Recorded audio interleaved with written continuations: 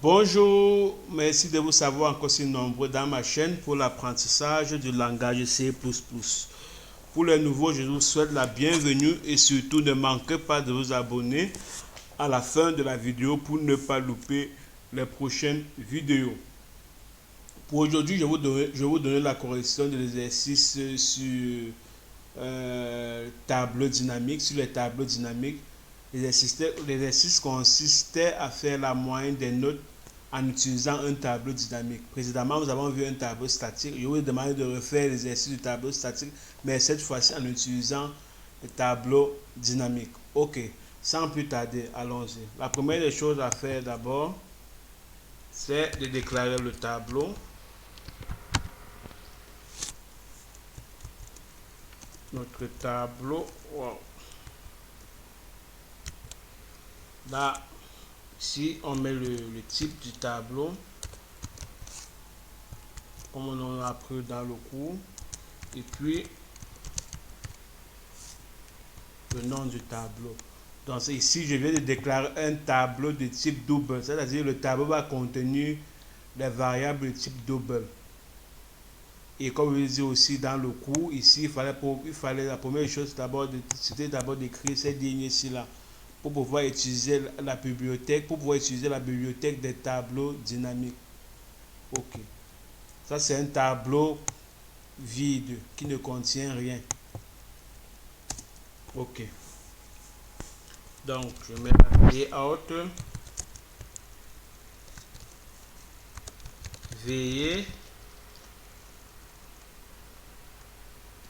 Veuillez saisir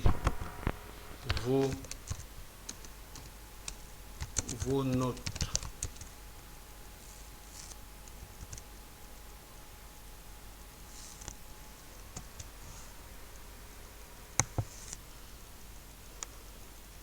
Ok, ensuite à la ligne.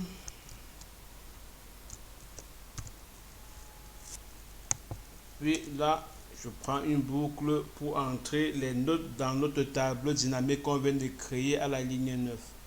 Donc la boucle for et à 0.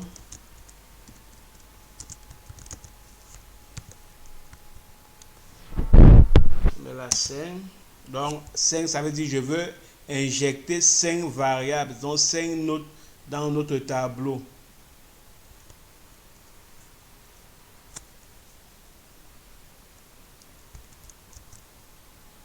I++. Un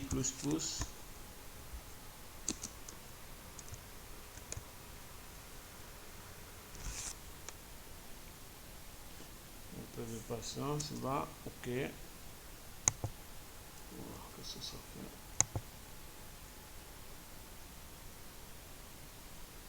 Ici, on a bien un point virgule. Ensuite, c'est out i+1. Je vous explique, surtout, n'ayez pas peur, je vais vous expliquer la signification de cette ligne de code que je viens d'écrire. C'est out la note.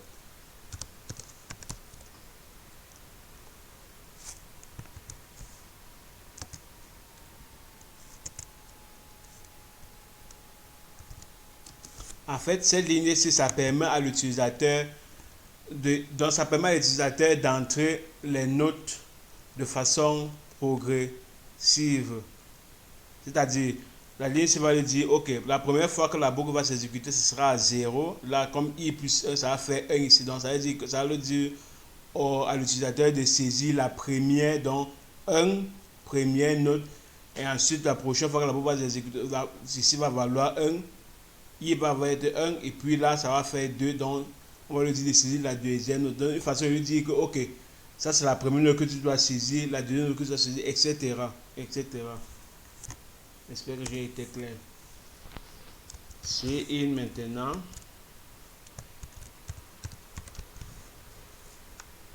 Alors j'ai oublié ici de déclarer la variable. La variable où l'utilisateur va enregistrer à chaque fois les notes. Donc ici, c'est ça que vient. Non, je mets la double là, pas in, parce que notre tableau, c'est un tableau de double, pas intégré, double. Double, là. OK. Et ensuite, maintenant, et à chaque fois que l'utilisateur saisira une note, là, on doit maintenant l'enregistrer dans notre tableau qu'on a déclaré à la ligne 9. Tableau en utilisant la fonction pushback comme nous avons vu dans le cours. Et puis l'élément qu'on vient d'ajouter qui est note là. Note. Et puis point virgule. Ensuite, là, cette boucle se permet d'enregistrer les notes saisies par l'utilisateur dans notre tableau déclaré à la ligne 9. Ensuite, puisqu'on veut calculer la moyenne, je déclare une seconde variable ici, double moyenne.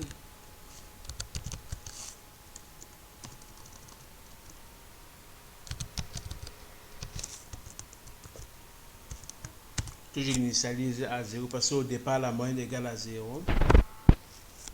Et puis, je déclare une seconde boucle qui va me permettre de calculer maintenant la moyenne. Donc, qui va me permettre d'additionner toutes les notes qui ont été enregistrées dans le tableau, pas calculer la moyenne. Le calcul de la moyenne va venir après la boucle. Pour que ça ait un peu faire du copier-coller. Voilà. Pop. Et puis, la fermante ici maintenant. Qui va me permettre, sa seconde boucle nous permet d'additionner à chaque fois les notes qui ont été saisies par l'utilisateur et qui ont été enregistrées dans le tableau. Dans notre tableau déclaré à la ligne 9. Donc, ici, j'efface tous ces trucs parce qu'on n'en a pas besoin. Donc, je déclare une nouvelle variable J que j'initie à 0 là pour parcourir la seconde boucle.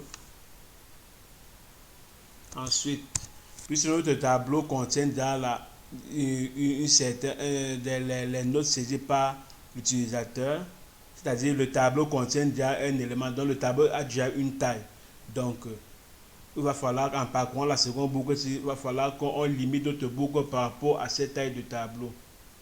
Donc, la boucle ne pourra pas aller au-delà de la taille du tableau. Donc, je mets i inférieur à tableau size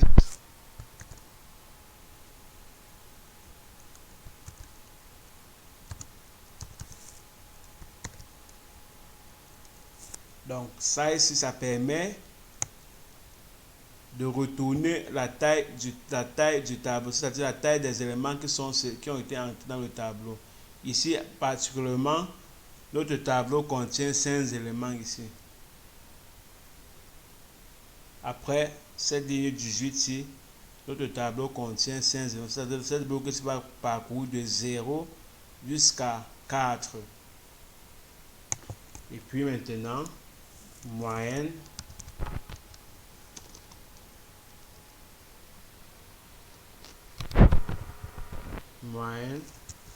plus tableau, notre tableau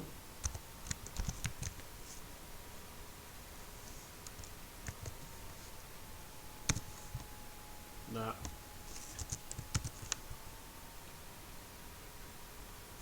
Donc, ce raccourci permet à chaque fois que la boucle va s'exécuter, de prendre ces valeurs, si les valeurs qui sont dans le tableau, de les additionner et puis d'enregistrer dans cette valeur ici, dans cette valeur moyenne, dans cette variable moyenne, pas dans cette variable moyenne. Au départ, la variable vaut ici 0. Quand la boucle va s'exécuter à l'indice 0, la variable moyenne va prendre la valeur du tableau à l'indice 0. Après 1, donc la moyenne va maintenant prendre la valeur du tableau à l'indice 0 plus la valeur du tableau à l'indice 1, etc. jusqu'à ce que notre condition ne soit plus respectée, qu'on a vu dans la notion de boucle, et puis on sortira de la boucle. Et puis maintenant, puisque ici maintenant la variable moyenne contient maintenant la somme des éléments qui ont été la somme des notes qui ont été saisies par l'utilisateur. Ici maintenant, on utilise encore maintenant le raccourci. Le raccourci pour faire la division. Donc pour donner maintenant la moyenne de l'élève en faisant ceci, tableau point size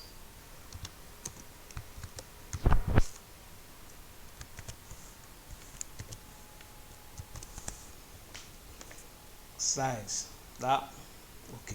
Donc comme je vous ai dit tout à l'heure que la fonction size, ça permet de retourner la taille du tableau, et ceci est le raccourci de la division.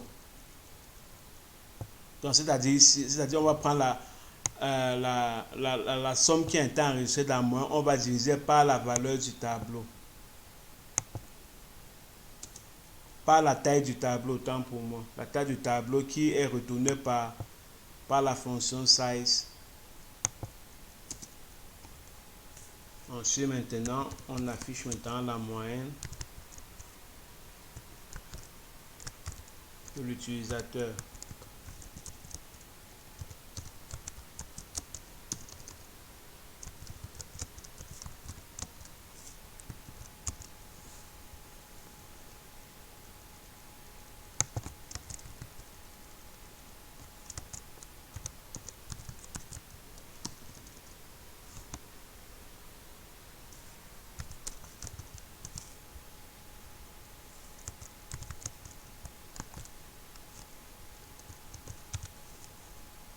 Ok, ici on affiche maintenant la moyenne de l'utilisateur.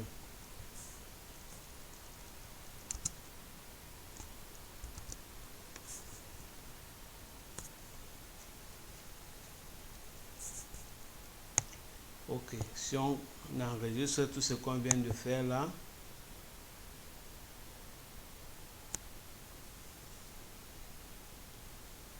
un peu de patience, et puis on compile pour voir ce que ça nous donne.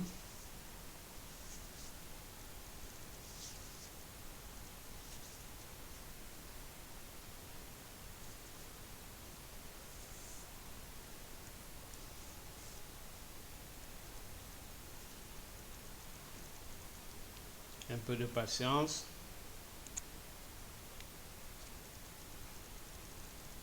Un peu de patience. Ça devrait plus tarder, dans quelques secondes.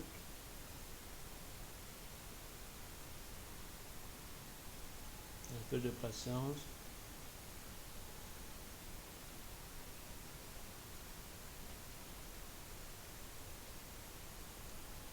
Un peu de patience.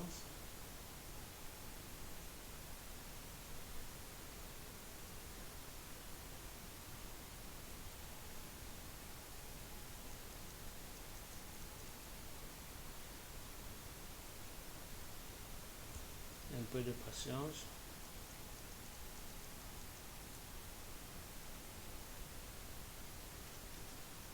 Un peu de patience.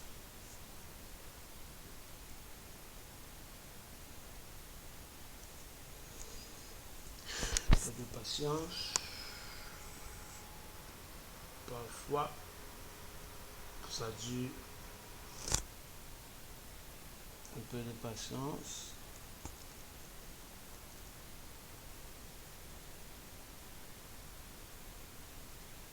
Un peu de patience. Bon, entre temps, je peux essayer encore de vous expliquer ce que j'ai fait jusqu'à ce que le compilateur réagisse à ce que j'ai donné comme code. Ok, comme je l'ai dit dès le départ, il faudrait déclarer le tableau là à la ligne ici, ligne 9, je déclare un tableau de type double, c'est-à-dire les éléments de mon tableau ne vont que contenir des doubles, et ensuite je déclare une variable note qui va permettre d'enregistrer les notes saisies par l'utilisateur. En fait, ça c'est la variable qui enregistre à chaque fois les notes saisies par l'utilisateur. Là, c'est je demande l'utilisateur ici d'entrer ses notes et puis je fais une boucle, une première boucle là pour enregistrer les notes saisies par notre utilisateur dans le tableau, dans notre tableau qui a été déclaré à la ligne 9 en utilisant la fonction pushback comme nous avons vu. Donc, et l'écriture est la suivante, on met là le nom du tableau, ici c'est tableau, ok, là on a, ok.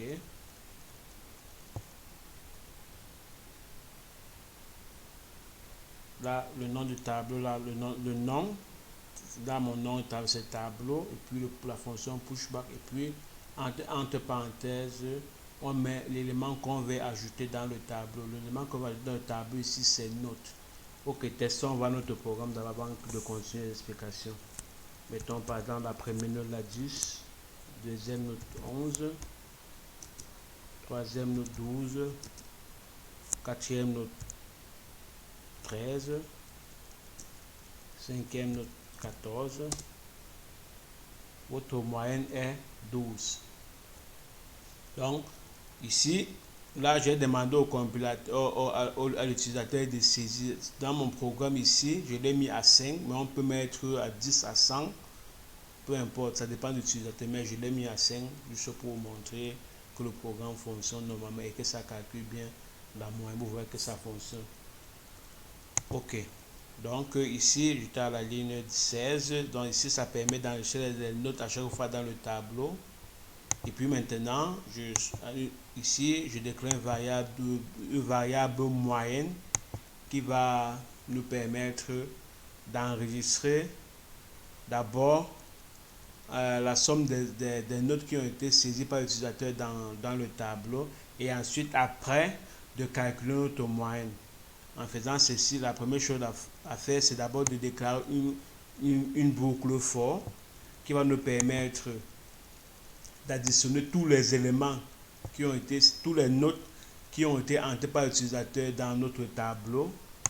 Ici, là, ça après cette boucle ici, ça c'est son job. Et ensuite, maintenant, à partir de la ligne 24, puisque notre variable moyenne qui valait 0, ici maintenant, à partir de cette ligne 23, elle vaut maintenant la somme des notes qui ont été saisies par l'utilisateur et qui se trouvent dans notre tableau.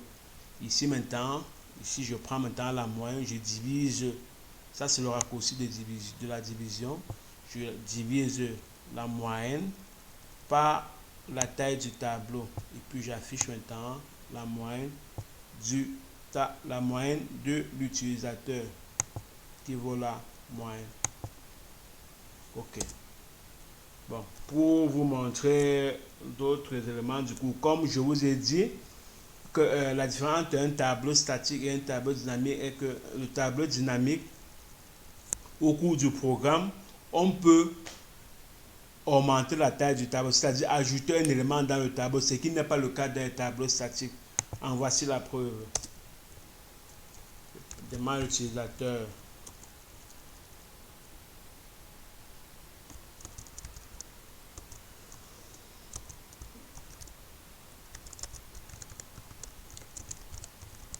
Et entrer une nouvelle.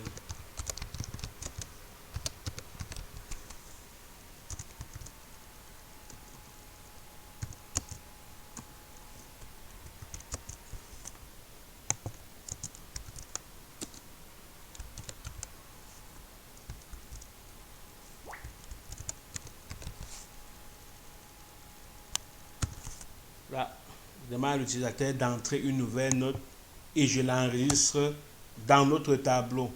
Notre tableau jusqu'à la ligne 16 contient 5 éléments. À partir de la ligne 28, puisque je veux l'augmenter d'un élément, c'est possible parce que c'est un tableau dynamique, vous allez voir que ça fonctionne. Voilà ce que je fais tableau, toujours, push, back, note,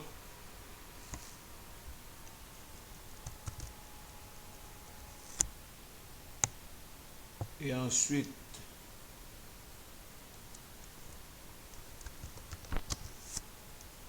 j'affiche tous les éléments du tableau, c'est-à-dire toutes les notes du tableau. Voici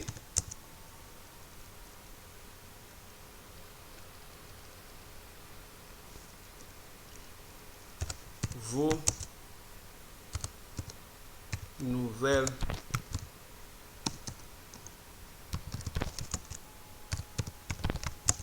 notes.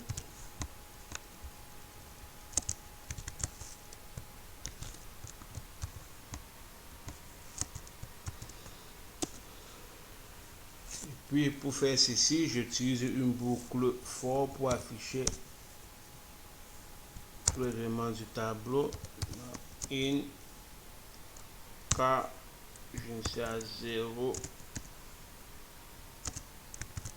K inférieur à tableau, la taille du tableau, size,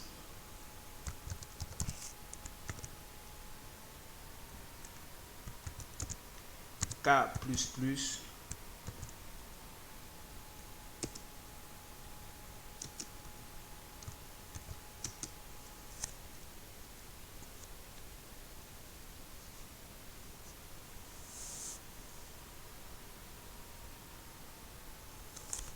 là maintenant, je mets la C out, tableau, je mets la OK, puis je mets ceci pour permettre d'espacer les notes, je mets la T et puis T au bon. Bon, mettons l'espace est mieux parce que T ça va un peu espacer sauvagement et c'est ce que nous ne voulons pas.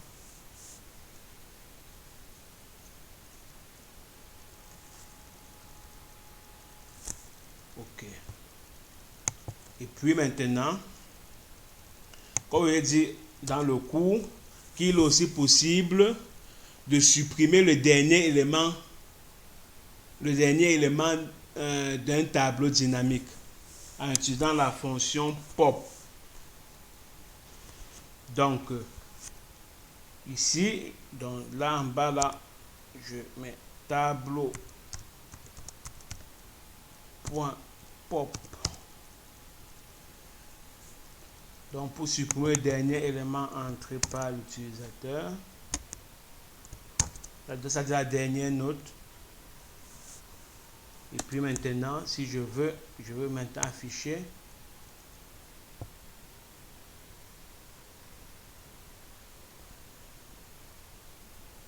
pour que ça aille plus vite, je vais faire du copier-coller. Voici les nouvelles notes après retrait. Donc, j'utilise une autre variable là, W par exemple, là, W, et ainsi de suite là, W, et puis là.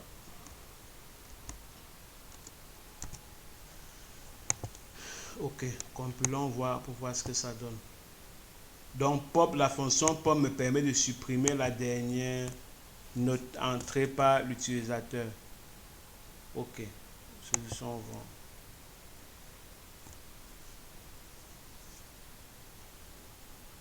Un peu de patience.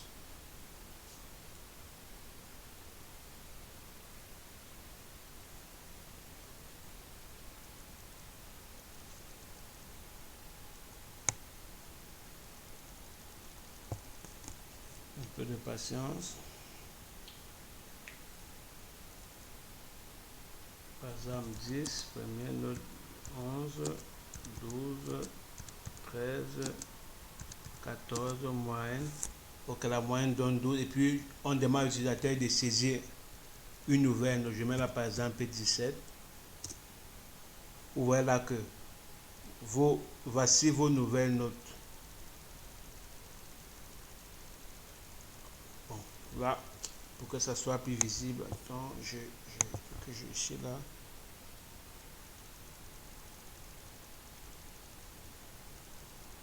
entrer une nouvelle note. Donc, je compile un peu, voir de nouveau pour que vous puissiez bien voir ce que je veux faire. 12, 13, 14, 15, 16. Et puis moyen donne 14. Et puis on dit entre une nouvelle note, je mets par exemple la 17. Ok, vos nouvelles notes. Donc ici c'est mieux. Après retrait, vos nouvelles notes après retrait, il faudrait qu'il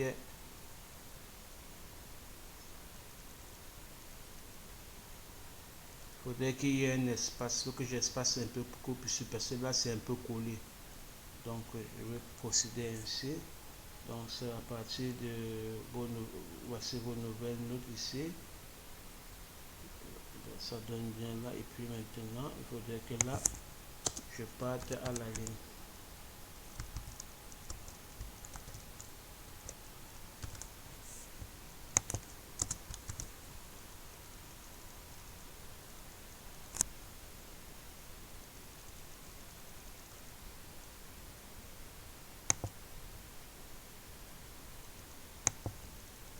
On compile.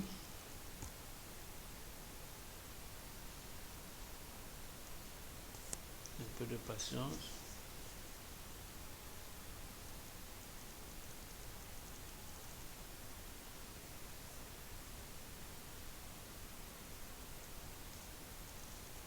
Ok, c'est déjà prêt.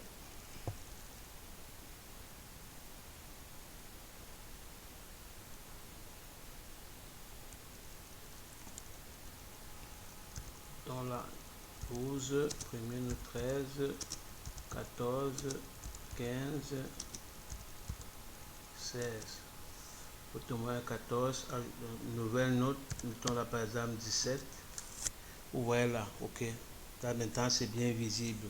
Donc ici, l'utilisateur a saisi 5 notes. La machine lui a donné sa moyenne. C'est-à-dire le compilateur lui a donné sa moyenne en langage machine. Et puis maintenant, on lui demande de saisir encore une nouvelle note. Ici, il avait 12, 13, 14, 15, 16. Dès qu'il va entrer 17 avec la fonction pushback que j'ai utilisée ici à la ligne 28.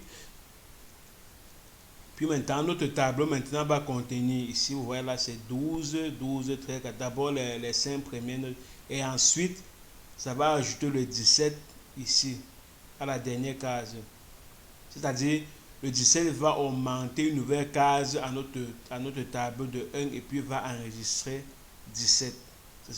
Donc, c'est ça qu'on parle de tableau dynamique. C'est-à-dire que on peut à tout moment du code augmenter la taille du tableau. Vous voyez qu'ici, j'ai augmenté la taille du tableau d'un élément en lui affectant la note 17.